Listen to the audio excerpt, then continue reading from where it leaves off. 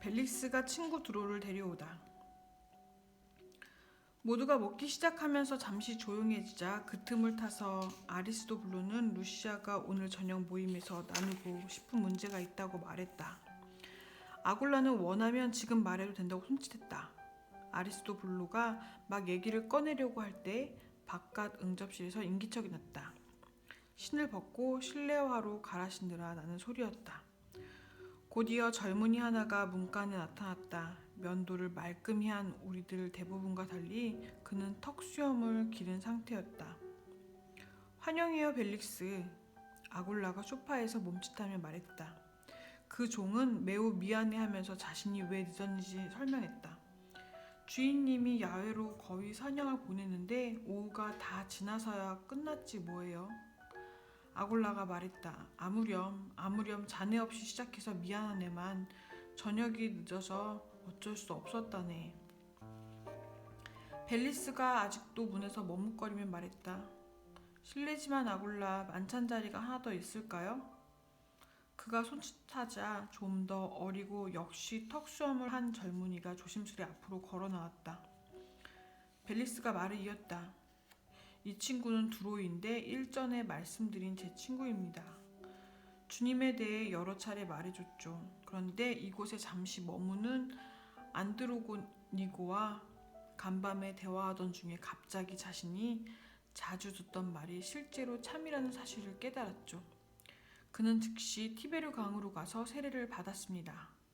나는 그 생각을 하니 소름이 돋았다. 이런 일이 일어날 수 있다니. 그는 일을 마친 후 곧바로 제게 와서 자기에게 일어난 일을 말했습니다. 그를 데려와도 괜찮을 거라고 생각했습니다. 아굴라가 소파에서 일어나 곧바로 새로운 손님에게 가서 그를 껴안으며 말했다. 여기 온 걸 환영하고 말고요. 진심으로 환영해요. 당신을 위해 저기에 자리를 준비하겠습니다. 약간 비좁긴 하지만 괜찮으시죠? 이미 브리스가는 부엌에서 남은 음식을 가져오고 있었다. 그들이 자리를 잡을 때 브리스가가 말했다. 음식부터 드세요. 질문할 시간은 나중에 얼마든 있답니다. 우선 여기 있는 부분부터 소개해드리죠. 루시아 해방에 대해 토론하다. 아굴라가 말했다. 루시아 아까 하려던 말을 계속해요. 종이 대답했다. 사실 조금 멋쩍네요. 아리스토블루님과도 관계된 일이어서요. 하지만 아리스토블루님이 제게 직접 말하라고 북돋워 주셨죠. 문제란 다름 아니라 아리스토블루님이 저를 해방시키신다는 거랍니다. 전 그분의 제의가 감사하면서도 과연 이래도 되는 건지 판단이 서지 않습니다. 여태껏 하나님이 그분을 섬기라고 저를 부르셨다는 확신으로 살았으니까요. 그 일을 위해서라면 지금 이대로가 제겐 가장 좋거든요. 그러나 주인님은 제가 해방되는 것이 더 좋다고 생각하실 뿐 아니라 일하는 환경이 바뀔 이유도 없다고 보신답니다. 아리스토블루도 동의를 표하면서 자신이 생각하는 이유를 더 들었다. 그러자 주인과 종에게 다양한 질문이 쏟아지면서 일이 더 확대되었다. 실제로 해방 상태와 노예 상태의 일반적 문제에 대해 활발한 토론이 이루어졌으며 해방 노예 둘이 각각의 장단점에 대해 많은 얘기를 했다. 분명 단순한 문제가 아니었다. 해방 노예가 되면 개인적인 사회적 유익이 있는 반면 물질적 손해를 보는 경우가 잦았다. 허마의 주인도 그런 경우지만 종들에 대한 의무를 저버릴 꼼수로 종들을 해방시키는 주인이 요즘 너무나도 많았다. 심지어 종을 해방시키는 조건으로 같은 자리에서 일은 똑같이 시키면서 그동안 제공했던 집과 음식은 주지 않는 주인들도 있었다.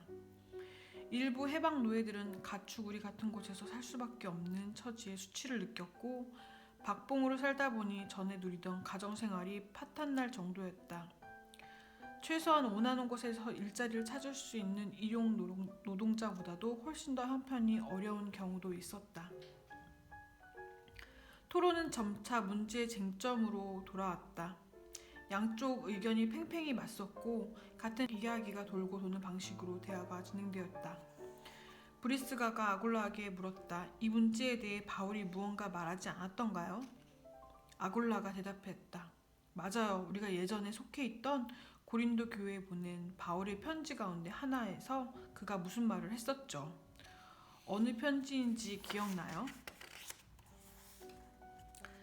그는 잠시 곰곰이 생각하더니 말했다. 첫 번째 편지에서 결혼과 독신에 대해 말한 부분이었던 것 같아요. 침실에 있는 상자에 다른 문서들과 함께 있을 거요. 미안하지만 좀 가져다 줄래요? 브리스가가 방을 비운 사이에 아굴라가 내게 말했다. 바울은 로마 제국 전역에서 여러 모임을 시작한 자신들의 오랜 친구인데 지금은 로마 어딘가에 가택 연금된 상태로 유대에서 제기된 날조된 고소 사건에 대한 재판을 기다리는 중이었다. 바울은 일상생활에 영향을 미치는 문제를 다루는 특별한 지혜가 있으므로 그런 문제에 대해 개인적으로 그와 상담하거나 그가 쓴 글을 살펴보면 도움을 받는 경우가 잦다는 것이었다. 브리스가가 돌아오자 아굴라는 두루마리에서 금방 그 부분을 찾아 읽어주었다. 바울은 대체로 현 상태에 만족하고 그것을 바꾸지 말라고 조언했다. 종으로 있는 사람은 자신의 종됨을 남을 섬길 기회로 여기라는 것이다. 우리의 위치가 어떠하든 그것이 바로 우리 모두의 기본 책임이기 때문이다. 그러나 자유를 얻을 기회가 생기거든 다른 사람들처럼 자유인이 되기를 주저하지 말라고 했다. 새로운 상황에 바르게 접근한다면 실제로는 남들을 도울 새로운 방법을 발견할 것이기 때문이다. 그러면서 주인들 자신도 실제로는 그리스도인에게 종이며 종들도 본질적인 면에서는 실제로 자유인임을 기억하라고 말했다. 이러한 조언으로 토론은 확실히 더 생산적인 방향으로 전환되었고 나조차도 나 자신에 대한 생각할 거리가 생겼다. 이제 대화는 바울이 이렇게 판단한 근거를 중심으로 돌아갔다. 자유를 얻음으로써 루시아는 어떤 방식으로 아리스토블로를 더 만족스럽게 섬길 수 있는지 혹은 루시아의 경우 바울이 제시한 원칙에서 예외를 적용해야 하는 특수 상황은 없는지 등에 대한 토론이 있었다. 이 모든 과정을 통해 루시아와 그의 견해를 지지했던 사람들은 아리스토블로의 제안에 대해 더 긍정적 태도로 생각을 모으는 것 같았다. 그러나 분명히 루시아에게는 깊이 생각해볼 문제가 더 남아있었다. 그는 그렇게 말하면서 다음 순서를 위해 브리스가를 한다며 자리에서 일어났다. 종교적 격식에 매이지 않는 모임. 잠시 쉬는 동안 빌롤로고는 사람들에게 그의 맏딸이 모임을 위해 작은 것을 준비했다면서 지금 발표하고 싶다고 했다. 만찬 중에는 흔히 그런 막간 순서가 있게 마련이므로 나는 그의 제안에 전혀 놀라지 않았다. 온 방안이 격려하는 소리로 웅성거리는 가운데 소녀는 자리에서 일어나 모든 사람이 보이는 벽 쪽으로 다가갔다. 소녀가 말했다. 노래인데요. 제가 만든 거고요. 하나님이 지으신 온갖 만물에 대한 거예요. 소녀가 노래했다. 아주 자신있고 맑고 진심 어린 목소리였다. 노래가 끝나자 모두가 박수를 쳤다. 물론 아이들의 박소리가 제일 컸다. 아리스토블로는 낭랑한 목소리로 브라보를 외쳤다. 브리스가와 다른 사람들은 방해하지 않으려고 문가에서 기다리고 있다가 디저트를 갖고 들어왔다. 사과, 포도, 배, 무화과가 보였다. 우리는 대접에 담긴 물로 손가락을 깨끗이 씻고 수건으로 닦은 다음 과일을 골라들었다. 여기저기서 삼삼오오 모여 대화를 나눈 동안 참석한 사람들이 보여준 모임 참여도를 곰곰이 생각해 보았다. 이런 열띤 토론은 나로서는 처음 겪는 일이었다. 여태껏 내가 참석했던 만찬 모임에서는 만찬이 진행되는 동안 손님들은 최대한 자유를 만끽하며 주변에서 일어나는 일은 아랑곳하지 않고 편지를 쓰거나 받아쓰기 하거나 이웃과 비즈니스를 하거나 꾸벅꾸벅 조는 일이 허다했다. 이 모임의 참석자들은 예의 바르게도 남은 음식과 포도주를 함부로 바닥에 버리지도 않았다. 다소 산만하긴 했으나 단정하면서도 도를 넘지 않았다. 흔히 보이는 물에도 범하지 않았다. 그러나 이 모임 전체에는 종교적으로 볼 때 의아스러운 점이 많다는 느낌을 받았다. 내가 아는 한 그때까지 일어난 일들 가운데 종교적인 내용이라고는 거의 없었다. 사람들을 기대하는 예전의 틀은 고사하고 어째서 사제조차 없단 말인가? 아니면 더 진정한 종교성과 같은 무언가가 또 있었던 것일까?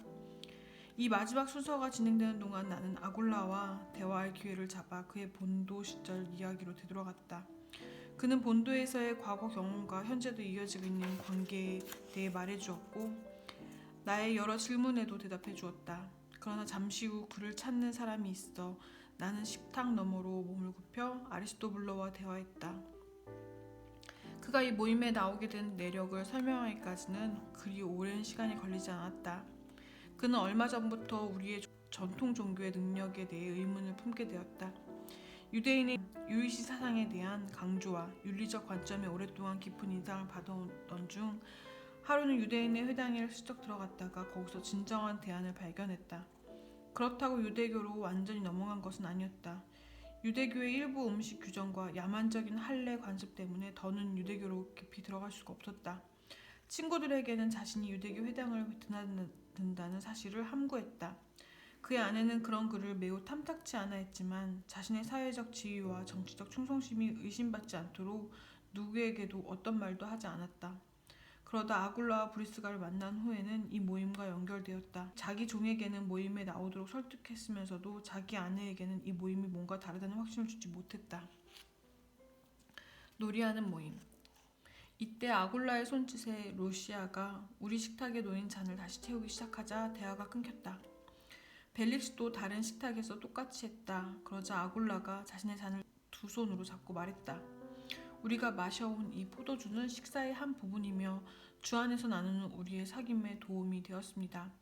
그러나 이 포도주에는 더 큰 의미가 있습니다. 예수님이 설명하신 대로 이 포도주는 예수님이 자신의 죽음을 통하여 이 사귐의 끈을 창조하신 분임을 상기시켜 주기 때문입니다.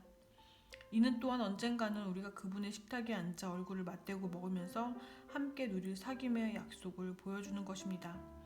그러므로 이 잔을 함께 마실 때 이 둘을 마음에 새기면서 감사합시다.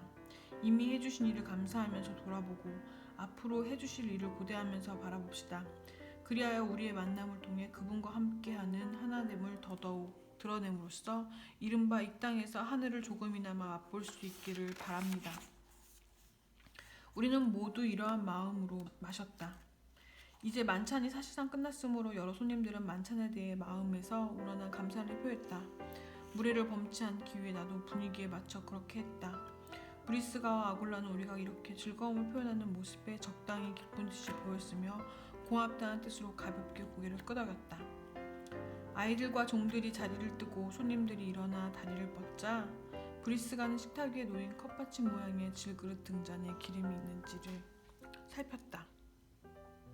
또 심지 길이가 적당한지도 확인했다. 그러나 아직 완전히 어두워지지 않아 곧바로 심지에 불을 붙이지는 않았다.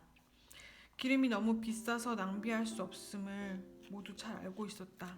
아이들은 어디선가 놀잇감을 꺼내온 루시아 주변에 모두 모여 멀리 떨어진 방 한구석에 앉아 놀았다.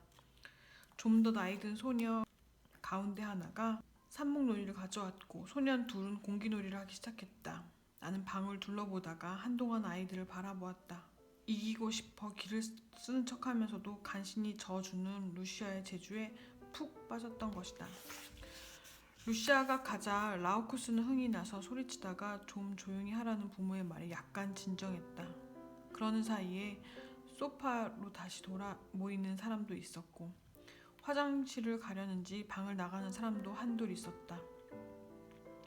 이 집은 다른 아파트 거주자들과 지층에 있는 화장실을 공유할 수 있어 다행이었다. 내 자리로 돌아오고 나니 만찬이 끝나고 무슨 일이 벌어질지 궁금해지기 시작했다.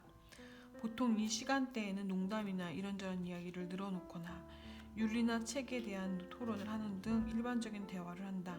물론 술은 넉넉히 제공된다. 그러나 잔들이 다 치워졌기 때문에 더는 술을 즐길 수 없을 것 같았다. 그러나 어떤 일이 일어날지 누가 알겠는가. 나는 소파 쿠션의 하나에 편한 자세로 기댄 채 발을 실내화에서 빼어 편히 풀어준 후 모자이크 무늬의 시원한 바닥에 내놓았다. 아굴라와 브리스가가 정도가 사는 집이라면 보통은 바닥이 테라코타나 시멘트로 깔려있을 것으로 예상할 것이다. 그러나 원래 귀족풍으로 꾸며진 덕에 이런 면에서도 그들에게는 행운이었다. 방은 더없이 쾌적했다. 옆으로 커튼이 붙어있는 일정 간격의 창살 달린 창을 통해 벽 한쪽으로 적당한 빛이 들어왔다. 하얀 회반죽을 바른 벽은 여러 개의 테피스트리와 벽걸이로 장식되어 있었다. 이런 장식품들은 꽤 일반적인 주제를 담고 있지만 만듦새가 아주 뛰어났다. 소파와 식탁은 수수했다. 상류층 가정에서 볼 수 있는 결이 멋진 목재와 공들여 깎은 목공의 분 대신 낮은 나무 탁자에는 요즘 유행하는 높낮이 조절이 가능한 금속재 다리가 붙어 있었다. 소파의 머리판 디자인도 아주 단순했다. 소파의 덮은 천은 고품질은 아니었으나 그런대로 괜찮은 재질이었으며 좌수는 사치스럽기보다는 솜씨 좋은 수작업이었다. 노래 부르기와 대화시키도. 모두가 자리에 앉고 루시아가 놀이도구를 챙기자 아굴라는 고개를 약간 숙이고 자기 신의 영에게 앞으로 진행할 모든 순서를 인도해달라고 구했다. 전과 마찬가지로 이번에도 아주 간단하고 실제적으로 기도했다. 기도를 잠시 멈춘 후에는 노래를 한 곡 하자고 제안했다. 특별히 아이들이 좋아하는 노래였다. 모두가 좋아했다. 멋진 바리톤 목청의 가이오가 선창하자 곧 모두가 따라 불렀고 아이들은 손뼉치며 노래했다. 잠시 후에는 나도 그럭저럭 따라 불렀다. 나는 좋은 노래 부르는 것을 정말 좋아했지만 마음껏 불러볼 기회는 별로 없었다. 마지막 합창부에서는 지붕이 들썩일 정도였는데 옆집 사람이 뭐라 생각하든 아랑곳하지 않았다.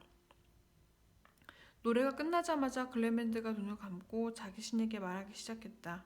그 역시 아굴라처럼 자기 신이 마치 같은 방 안에 있는 가까운 친구인 것처럼 아주 일상적인 말투를 썼다. 신과 대화하면서 클레멘트는 앞서 노래할 때 여러 번 나온 말을 반복했다. 세상은 우리에게 온 신의 선물이라는 내용이었다. 이상하다고 생각했다. 클레멘트는 이에 대해 약간 길게 설명했다. 매일 사용하고 보고 듣고 냄새 맡는 것들에 대해 자세히 말했다. 우리가 너무나 당연시했던 것들이 신의 손길에서 온다는 말이었다. 그가 말하는 사이에 방 안에 있는 다른 사람들은 간혹 작은 소리로 중얼거리며 동의를 표했다. 마지막에 가서는 모두가 큰 소리로 아멘하며 동의를 표했다. 다른 사람이 말할 때도 똑같은 식이 되풀이되었다. 남자와 여자는 물론 아이들까지도 마찬가지였다. 신과의 대화 가운데는 클레멘트처럼 긴 경우도 있었지만 몇 마디 안 되는 경우도 있었다. 대개는 클레멘트가 첫 번째 노래에서 뽑아낸 주제를 이런저런 방식으로 따랐다. 예컨대 어느 단계에서 유대인 직물공은 자기 민족을 다른 민족과 구별해준 일들을 열거하면서 또 신에게 보답하지 못한 끊임없는 잘못에 대해 용서를 구하면서 자신의 조상에게 베풀어준 신의 너그러움에 대해 감사했다. 두로도 아주 더듬거리며 한두 문장으로 말했다. 신이 자신을 위해 해준 많은 일에 대해, 특히 하나밖에 없는 자신의 아들을 선물로 주었음을 이제 이해하게 된 것에 감사했다. 이 말이 끝나자 각 가족의 가장을 포함하여 한두 명이 방을 가로질러 와서 두로의 머리에 손을 얹고 그가 그들이 공동체에 온 것을 환영하면서 앞으로도 계속 돌보겠다고 서약을 했다. 두로는 이 말에 감동하여 눈물을 흘렸고 그들에게 고마운 마음을 어떻게 표현해야 할지 몰라 했다. 이 일이 내겐 이상했지만 나도 약간의 감동을 받았음을 부인할 수 없었다. 다들 자리로 돌아가자 허마가 이런 상황에 특별히 들어맞는 성경의 시한 소절이 있다고 말했다. 한참 동안이나 암송하는 것으로 보아 그는 이런 유에는 암기력이 뛰어났음에 틀림없었다. 암송을 마친 후 허마가 도로에게 말했다. 하나 써드릴까요? 쉽게 쓸 수 있답니다. 도로는 고개를 끄덕였지만 앞서 벌어진 일과 자신에게 쏟아진 사람들의 관심에 여전히 압도되어 있는 것 같았다. 은사에 대한 아굴라의 가르침. 잠시 진행을 멈춘 사이에 브리스가가 일어나 등불을 켰다. 이제 바깥은 거의 칠흑같이 어두워졌고 방 안 맞은편에는 있는 사람조차 거의 보이지 않았다. 브리스가가 등불을 밝히는 동안 허마가 유대인의 성경에 나오는 이야기 하나를 하기 시작했다. 과거의 위대한 영웅들 가운데 하나인 다윗에 대한 이야기였다. 그가 이야기하는 방식으로 보건대 그들은 모일 때마다 다윗 생애를 여러 부분으로 나누어 들어왔던 것 같았다. 허마는 훌륭한 이야기꾼에 틀림없었다. 이야기 도중에 소리를 내는 사람이 어른은 물론 아이들 가운데 하나도 없다는 것만 보아도 알 수 있었다. 이번에는 아리스토블로가 투자한 노래를 불렀다. 아굴라가 말하기 시작하자 모두가 편한 자세로 앉았다. 과거 어느 때보다도 오늘날에는 신의 영이 더 많은 은사를 주셔서 모두가 하나 이상은 받게 되었다는 말로 시작했다. 이 은사들에는 서로에게 말이나 행동으로 하는 것이 있다고 했다. 신에 대해서나 서로에 대해서나 세상에서 맡은 책임에 대해서나 주변에서 일어난 일들에 대해서나 더 잘 이해할 수 있는 은사도 있다고 했다. 교인들의 문제를 개인적으로 도와주거나 사람들을 조화롭게 응집력 있는 모임을 결속시켜주는 은사도 있다고 했다. 재정적으로 어려운 사람을 도와주거나 질병과 같은 신체의 필요를 돕는 은사도 있다고 했다. 너무 심오해서 일반 언어로는 옮길 수 없는 것을 그들의 신에게 전하거나 다른 사람이 전한 것을 설명하도록 돕는 은사도 있다고 했다. 이 모두는 다른 사람들과 공유해야지 이기적으로 숨겨두거나 자기 혼자만 누려서는 안 된다고 했다. 모든 은사가 합력하여 삶의 모든 면에서 참석자 각각은 물론 모든 모임의 성장을 위한 자원을 제공한다고 했다. 바로 이것이 모든 사람이 어떤 능력을 받았는지를 발견하고 그 능력을 언제 어떻게 행사하는지를 분별하며 다른 사람의 은사를 받아들일 때 그것이 얼마나 참인지 아니면 단순히 개인의 의견인지를 신중하게 재는 것이 중요한 이유라고 했다. 아굴라는 역설했다. 무엇보다도 모든 은사 가운데 가장 중요한 은사를 발휘하기를 열망하십시오. 그것은 하나님의 말씀을 서로에게 도움이 되도록 절실하게 말하는 것입니다. 또 서로를 참 사랑으로 돌보는 무엇보다도 가장 중요한 자질을 드러내도록 합시다. 아굴라는 참석한 모두에게 이를 행하라는 직접적 도전으로 말을 맺었다.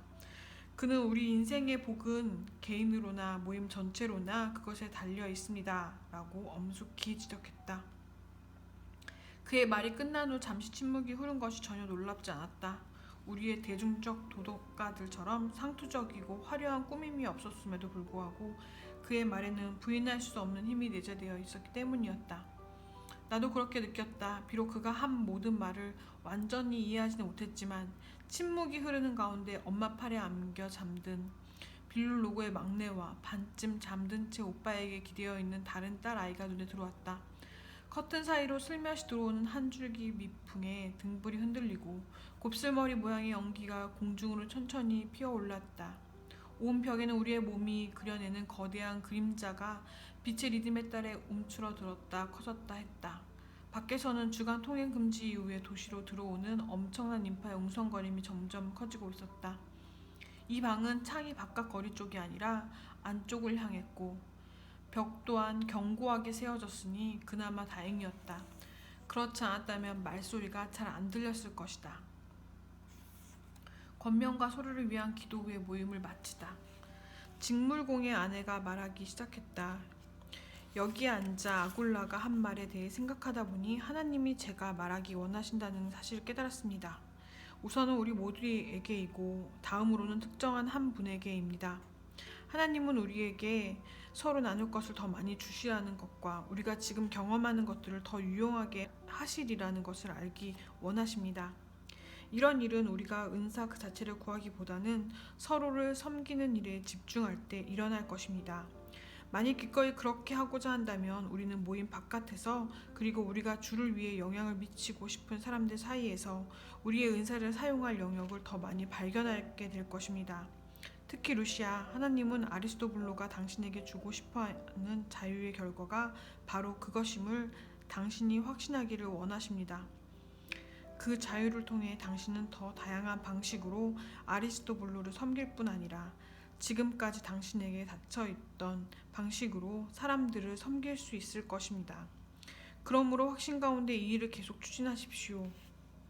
그녀가 말을 맺자 이제 당신도 충분히 상상이 가겠지만 짧게 토론을 한 다음 대체로 매우 긍정적인 반응을 보였다.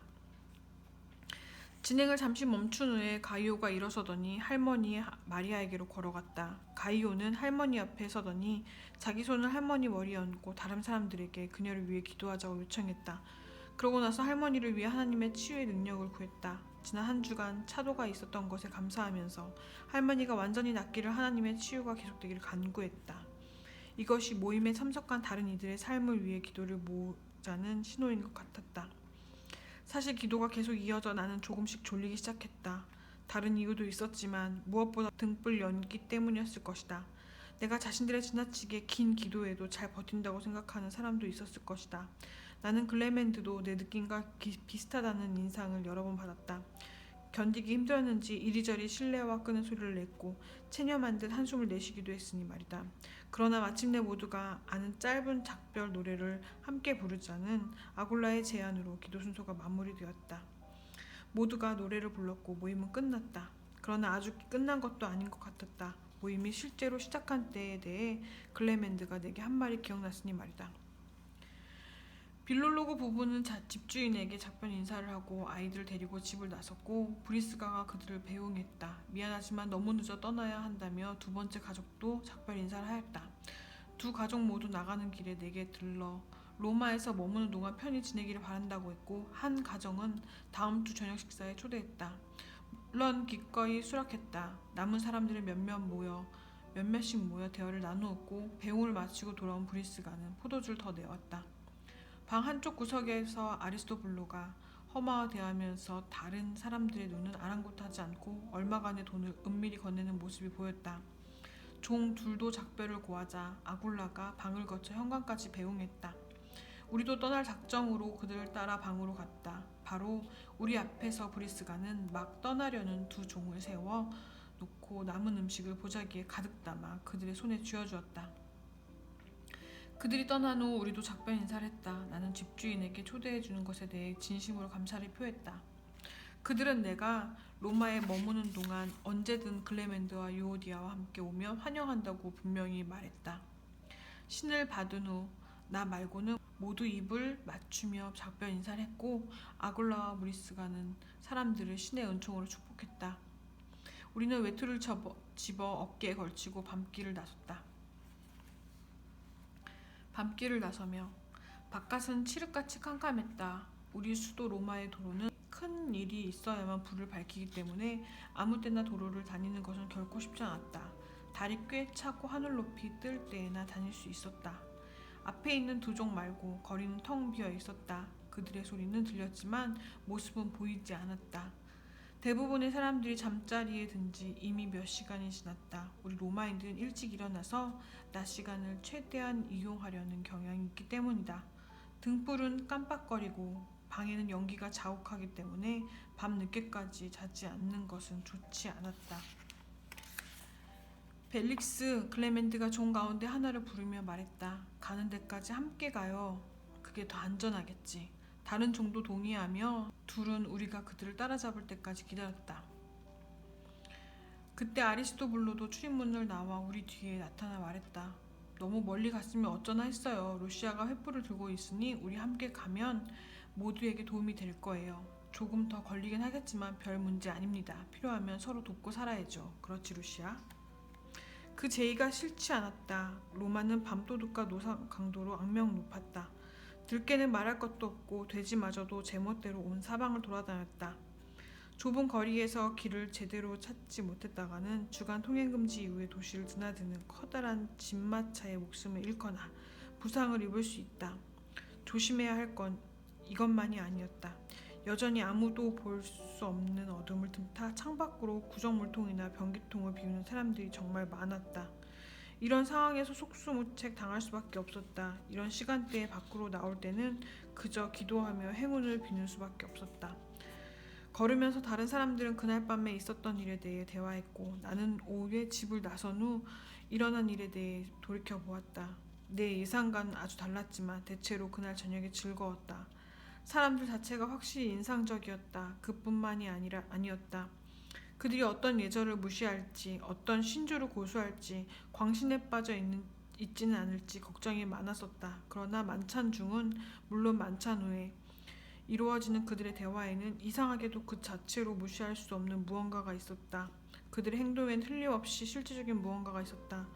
그러나 그들의 모임은 종교적 관점에서는 부적합한 부분이 꽤 많았고 그들의 어떤 행동은 아주 이색적이어서 상당히 당혹스러웠다.